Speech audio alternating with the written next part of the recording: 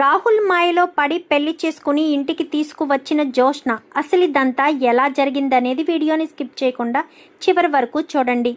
కార్తీక దీపం అప్కమింగ్ ఎపిసోడ్స్లో ఏం జరగబోతుందో ముందుగా తెలుసుకోవాలి అనుకుంటే వీడియోని లైక్ చేసి ఛానల్ని సబ్స్క్రైబ్ చేసుకుని పక్కనే ఉన్న బెల్ సింబల్లో ఆల్ పై క్లిక్ చేయండి. పారిజాతం యాక్టింగ్ కనుక మీకు నచ్చినట్లయితే వెంటనే సబ్స్క్రైబ్ చేసుకుని కామెంట్లో ఎస్ అని టైప్ చేయండి.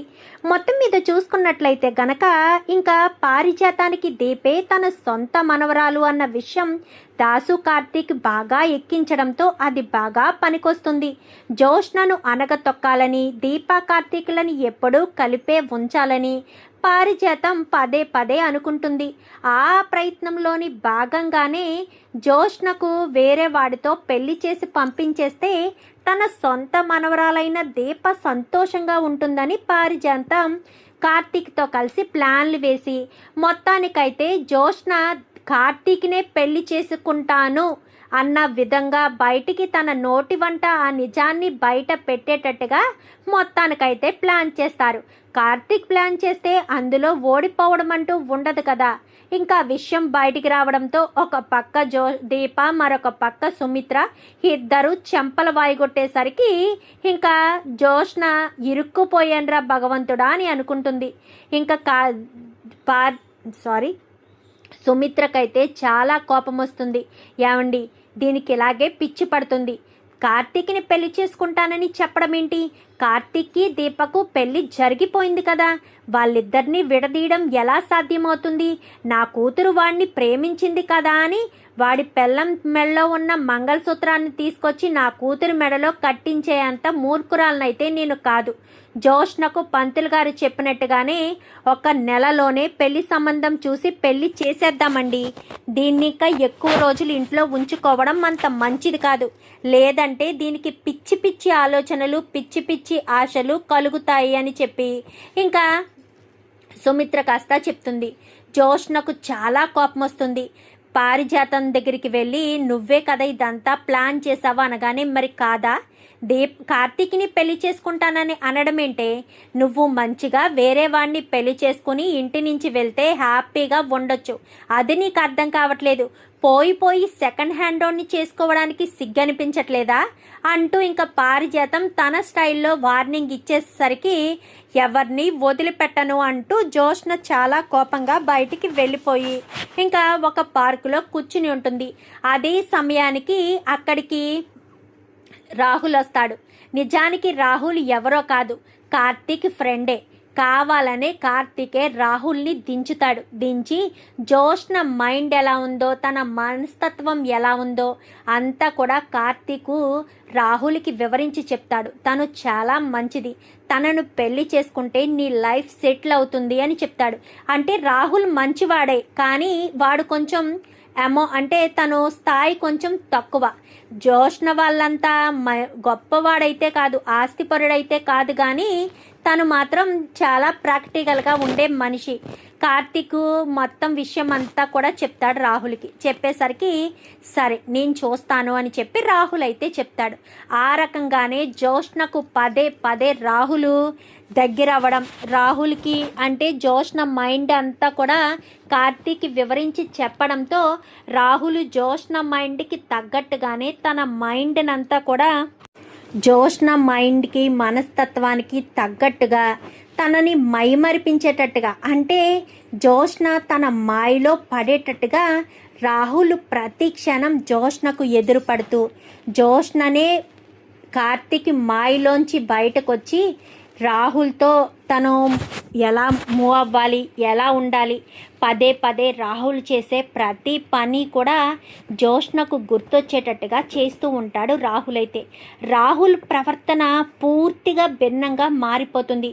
జోష్నను తన వైపుకు తిప్పుకోవాలని ఇంకా అలా కొన్ని రోజులకి జోష్నకు రాహుల్కి మధ్య పరిచయం ఏర్పడుతుంది. ఆ పరిచయం కాస్త కొంచెం ఫ్రెండ్షిప్, అలాగే కొంచెం కలిపి తిరగడం ఇదంతా కూడా చేస్తారు. చేసేసరికి దీపకు చెప్తాడు. దీపకు చెప్పడంతో దీప అయితే అతని మంచివాడేనా అనేసరికి వాడు నా ఫ్రెండే, నా ఫ్రెండ్ జోష్న మనస్తత్వం గురించి మొత్తం వాడికి చెప్పాను. మరి మీ ఫ్రెండ్ అంటున్నారు మంచివాడేనా, మీకు వాడి గురించి తెలియదు కదా అనగాని, ఎందుకు తెలియదు, వాడి మనస్తత్వం అంతా నాకు తెలుసు. వాడు నాతో పాటు చదువుకున్నవాడే, కానీ కొంచెం అంత ఆస్తిపరుడైతే కాదు అనగానే, చూడడానికి బాగానే ఉన్నాడు అనేసరికి, అవును బాగుంటాడు, జోష్నకు ఈడు జోడిలా ఉంటాడు. మరి జోష్న వాడిని నమ్ముతుందా? నమ్ముతుంది కదా, లేదంటే జోష్న ఒకడితో మాట్లాడడమా, వాడితో మాట్లాడుతుంది, వాడితో తిరుగుతుంది. చూడు, నువ్వు అలా చూస్తూ ఉండు, జోష్న వాడు పెళ్లి చేసుకుని సరాసరి ఇంటికి వచ్చి నిలబడతారు.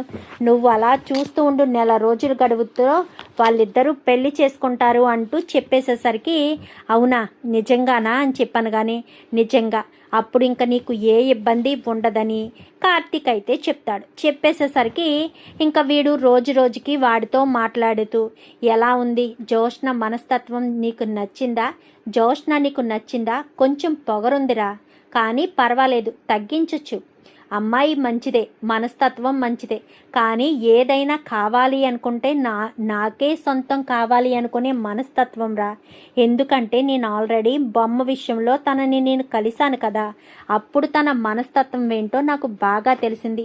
చెప్పాను కదా కొంచెం మొండిదని, తన డబ్బు తన పలుకుబడి పొగరు ఉండడంతో అలా మొండిగా తయారైంది.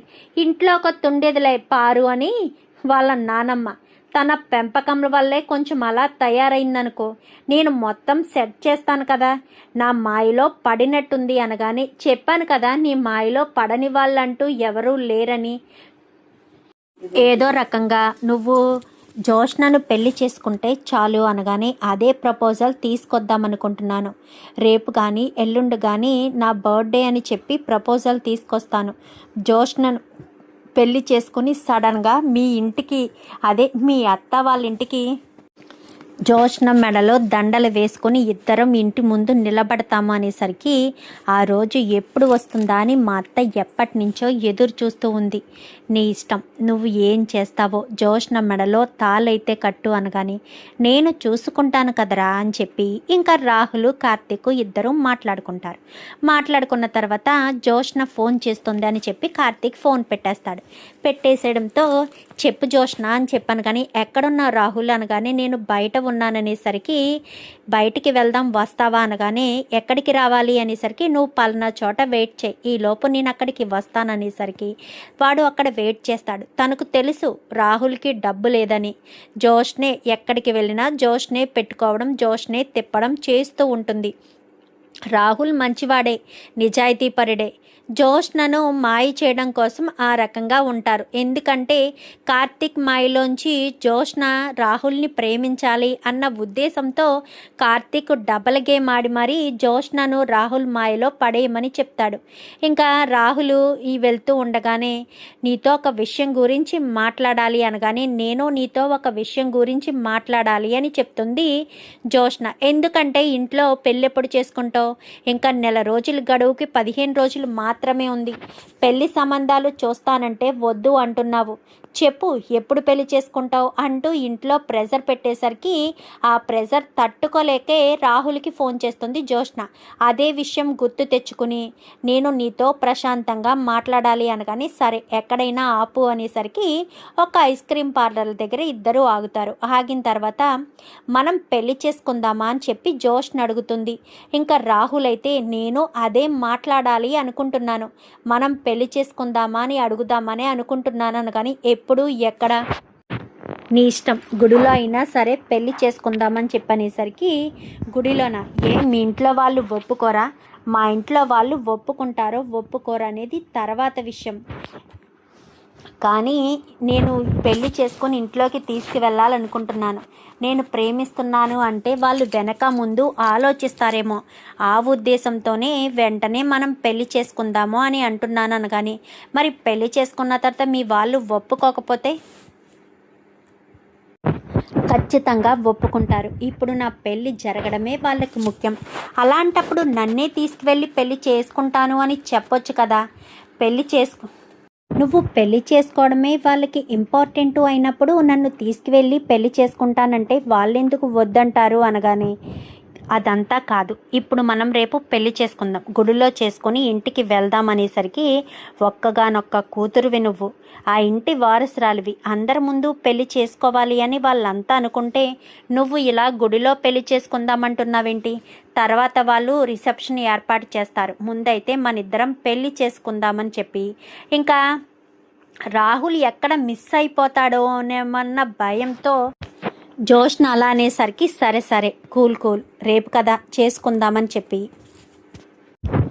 జోష్నకు చెప్తాడు. సరే నువ్వు ఇంటికి వెళ్ళు, నేను ఏ విషయం ఈవినింగ్ ఫోన్ చేసి చెప్తాననగానే సరేనని వెంటనే కార్తిక్కి ఫోన్ చేస్తాడు. ఫోన్ చేసి జోష్న ఇలా అంటుంది, పెళ్ళి చేసుకోవాలి అని చాలా మొండి పట్టుదల పడుతుంది, ఇంటికి తీసుకువెళ్ళు పెళ్ళి చేసుకుంటాను అని చెప్పు అని నేను ఎంత చెప్తున్నా కానీ వినిపించుకోవట్లేదు అనగానే జోష్న చెప్పినట్టే చెయ్యి, జోష్న ఈ నెల రోజుల్లో పెళ్ళి చేసుకోవాలని వాళ్ళు అనుకుంటున్నారు కాబట్టి మా అత్తయ్య మామయ్యను మా తాతయ్యని ఒప్పించే బాధ్యత నాది అని చెప్పి కార్తిక్ అయితే చెప్తాడు. చెప్పేసరికి ఈవినింగ్ జోష్నకు ఫోన్ చేసి సరే మనం రేపే పెళ్లి చేసుకుందాం అనగానే అయితే నేను ఇప్పుడే బయలుదేరి వస్తున్నాను, పెళ్ళికి కావలసిన ఏర్పాట్లన్నీ మనం చేసుకోవాలని ఇంకా జోష్న బయలుదేరి వెళ్ళి అక్కడి నుంచి షాపింగ్కి వెళ్ళి కావాల్సినవన్నీ తీసుకుని గుడికి వెళ్ళి గుడిలో అన్ని ఏర్పాట్లు కూడా చేసేసరికి ఇంకా వద్దు అని చెప్తున్నా వినిపించుకోవట్లేదు కదా నువ్వు అని చెప్పనగానే లేదు మనిద్దరం పెళ్లి చేసుకుని రేపు మా వాళ్ళకి ముందు వెళ్ళి వాళ్ళకి చూపించాలి అంతే అని చెప్పనగానే సరే అని ఇంకా అక్కడి నుంచి అందరూ కూడా సరే అని మొత్తం అన్నీ తీసుకుని గుడి దగ్గరికి వెళ్ళి గుడిలో మాట్లాడుకుని మరుసటి రోజు ఉదయాన్నే గుడికి వెళ్తున్నానంటూ చీర కట్టుకునేసరికి గుడికి వెళ్తున్నావా అనగానే అవును నేను ఒక్కదాన్నే వెళ్తాను అనగానే బావను తీసుకెళ్ళు నీతో పాటు అనేసరికి అవసరం లేదు, నేను ఒక్కదాన్ని వెళ్ళలేనా, ఒక్కదాన్ని వెళ్తానని అక్కడి నుంచి ఒక్కతే వెళ్తుంది, ఎప్పుడూ లేనిది ఇది గుడికి వెళ్తుంది ఏంటి అని కార్తిక్కి ఫోన్ చేసి చెప్తుంది పారిజాతం. అవునా గుడికి వెళ్తుందా, సరే అయితే నీకొక సర్ప్రైజ్ కూడా ఉందిలే అని చెప్పనేసరికి ఏంటి కార్తీక్ అనేసరికి ఏమో నాకేం తెలుసు అలా అనాలనిపించింది అంతే, అంతకు మించి ఏమీ లేదని ఇంకా ఫోన్ పెట్టేస్తాడు. ఇంకా ఇంటికి వచ్చిన తర్వాత రే కార్తీక్ జోష్న ఎప్పుడూ లేనిది చీర కట్టుకుని మరి గుడికి వెళ్ళిందిరా అని చెప్పాయి అనగానే సర్లే వెళ్ళింది కదా మామయ్య, వెళ్తే ఏమైంది, ఏదో ఉద్దేశంతో వెళ్ళుంటుంది అని ఇంకా కార్తీక్ తెలుసు కదా, కార్తీక్ అన్నీని ఏం చెప్పడు. ఇంకిక్కడ జోష్న ఇటు రాహుల్ ఇద్దరు కూడా పెళ్లిపీటల మీద కూర్చుని ఇంకా ఎవ్వరు ఉండరు, వీళ్ళిద్దరూ మాత్రమే ఉంటారు, ఎవ్వరికి కూడా చెప్పదు, ఎవరిని ఇన్వాల్వ్ చేయకుండానే వీళ్ళిద్దరు మాత్రమే పెళ్లిపీటల మీద కూర్చుని పెళ్లి చేసుకుని పెళ్లి దండలతో సరాసరి ఇంటి ముందు నిలబడేసరికి ఒక్కసారిగా షాక్ అయిపోతారు అందరూ కూడా.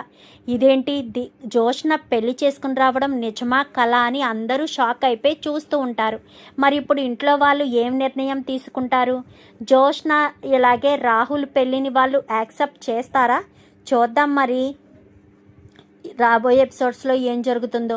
వీడియో నచ్చితే లైక్ చేసి ఛానల్ని సబ్స్క్రైబ్ చేసుకుని పక్కనే ఉన్న బెల్ సింబల్లో ఆల్ పై క్లిక్ చేయండి. Thank you for watching.